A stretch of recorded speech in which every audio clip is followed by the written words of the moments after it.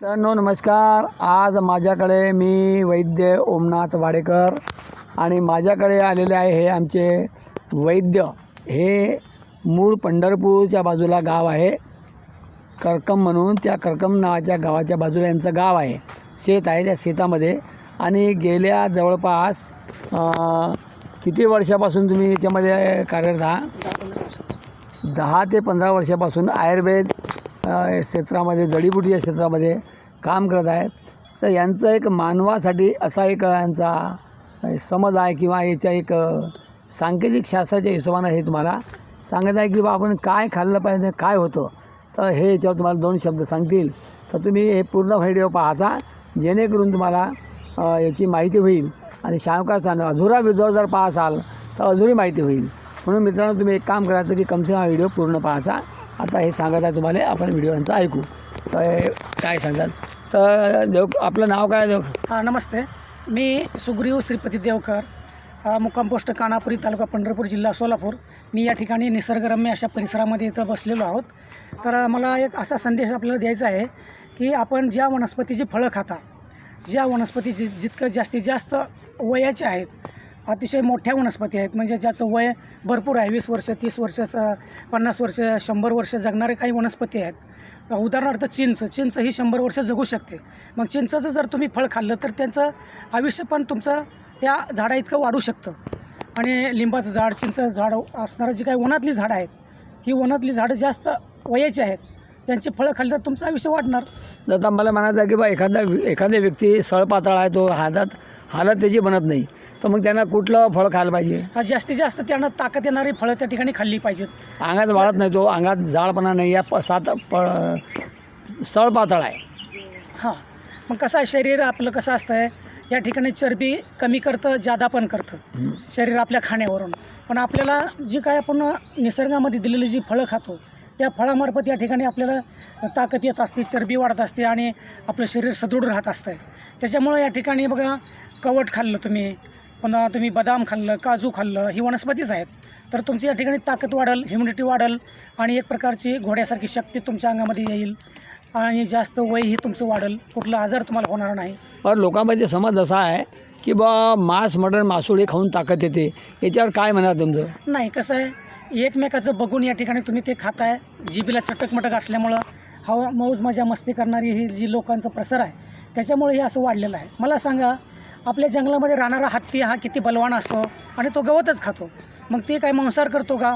मग हत्तीसारखी ताकद आपल्याला यायची असेल तर आपण वनस्पतीवर अवलंबून राहिलं पाहिजे, वनस्पती खाल्ल्या पाहिजेत। वनस्पतीची फळं, फुलं, भाज्या खाऊन आपली ताकद भरपूर येते, त्यामध्ये कुठल्याही प्रकारचं साईड इफेक्ट तुम्हाला होत नाही। त्यामुळं हत्तीसारखं बलवान व्हा आणि आपलं शरीर वाचवा, आरोग्य सांभाळा आणि सदृढ राहा, सूक्ष्म आणि या ठिकाणी भारताचे तुम्ही लेकरं आहात, तर आपलं असणारा भारत हा सदृढ राहिला पाहिजे, तरुण पिढी सदृढ झाली पाहिजे, जास्त आयुष्याची झाली पाहिजे, कोणत्याही प्रकारचा आजार त्यांना लागला नाही पाहिजे, अशी एक माझी इच्छा आहे। ओके, तर तुम्ही याच्यामध्ये वनस्पतीबद्दल बोलले, तर मला हे म्हणायचं की असा वनस्पत्या काय आहे की शेतामध्ये फवारणीकरण होत आहे आणि तणनाशकाचा वापर जास्त होत आहे, त्याच्यामुळे आता ह्या वनस्पत्या नष्ट होत चालल्या। त्याच्यासाठी काय तुम्ही शेतकऱ्यांना उपाययोजना सांगू शकता की वनस्पत्या वाचतील?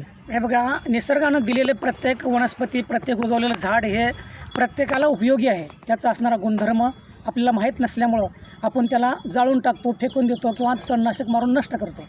तणनाशक मारणं हे अतिशय आध्यात्मिकदृष्ट्या अतिशय पापिष्ट आहे। कारण जर एखाद्या माणसाच्या अंगावर जर तुम्ही पेट्रोल ओतलं, राखेल ओतलं आणि जर पेटवून दिलं तर त्या जीवाला किती वेदना होतात, तितक्या वेदना या ठिकाणी त्या असणाऱ्या वनस्पतीला दुसऱ्या दिवशी तुम्हाला दिसून येतात। आज जर तुम्ही तणनाशक त्या वनस्पतीच्या अंगावर मारलं तर ती वनस्पती उद्या मरून जाते, त्याचे तरपड पाहत नाही, इतकं त्या ठिकाणी घनघोर तुम्ही पाप करता। हे पाप नको आहे, हे करून तुम्ही स्वतःचा फायदा करून घेता, परंतु हे करणं बरोबर नाही, निसर्गाच्याही विरुद्ध चाललेलं आहे।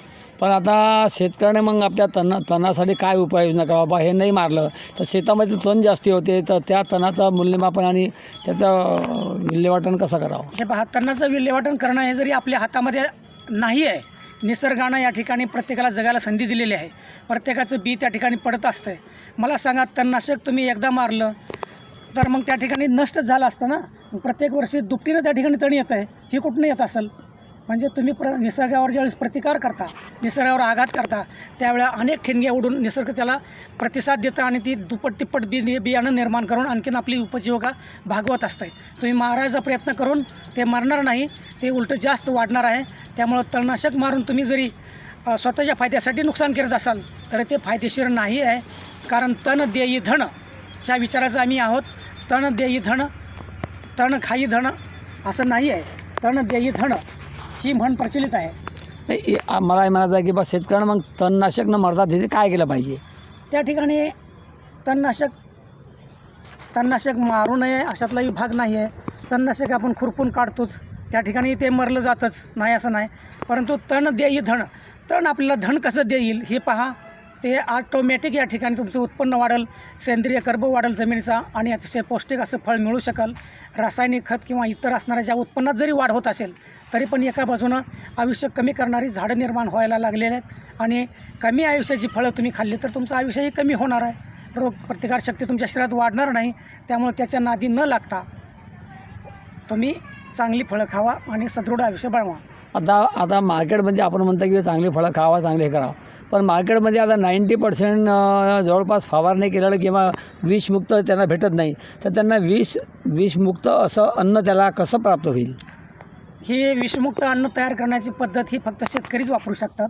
शेतकऱ्याच्याच हातात आहे विषमुक्त अन्न तयार करणं आणि जनतेला खायला देणं. कारण शेतकरी हा दाता आहे, अन्नदाता आहे. कसलं अन्न द्यायचं हे त्याच्या हातात आहे.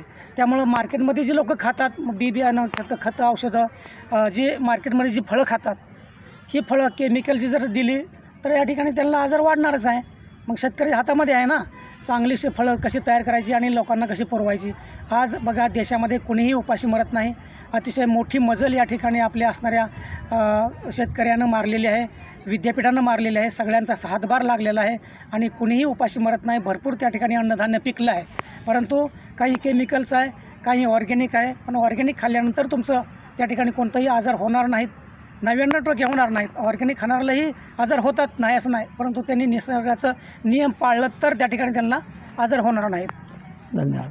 तर मित्रांनो, आता याकडे तुम्हाला काही जर प्रश्न विचारायचा असेल तर यांचा नंबर आपल्याला जो खाली दिसत आहे यावर तुम्ही आपल्या प्रश्नाचे समाधान यांच्याशी करू शकता.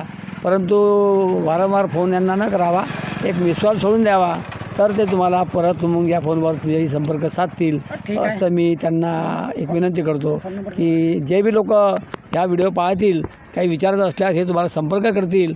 पण तुम्ही वारंवार फोन न करता यांना मिस कॉल देऊन द्यायचा, नंतर तू आपल्याशी संपर्क करतील. माझा नंबर आहे 9673 16 23 03. धन्यवाद. पंढरपूर परिसर होतो. नमस्कार. चला पुन्हा भेटूया नवीन व्हिडिओमध्ये. सबस्क्राईब करा, लाईक करा आणि इतरांना पाठवा जेणेकरून आपण आपल्या भारतातल्या जनतेचे भले करू शकू. तर भेटा परत, आम्ही नवीन व्हिडिओमध्ये परत भेटू. धन्यवाद.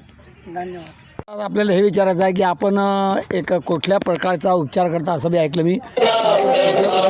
कुठल्या प्रकारचा आपण उपचार करता हे थोडं सांगाल का? हे पहा शेतकरी बंधूंनो, मी या ठिकाणी एक प्रशिक्षित असा सुशिक्षित ज्येष्ठ नागरिक आहे. मला जवळजवळ शेतामधली 75% माहिती आहे आणि मी त्याचा उपयोग करून स्वतःही मी या ठिकाणी सदृढ आहे. कोणत्याही आजाराचं मला या ठिकाणी नाही आहे आणि मी सर्वांना अशा प्रकारची माहिती पण देत असतो. मी जडीबुटीच्या औषधाचा वापर करून लोकांना तेही देतो.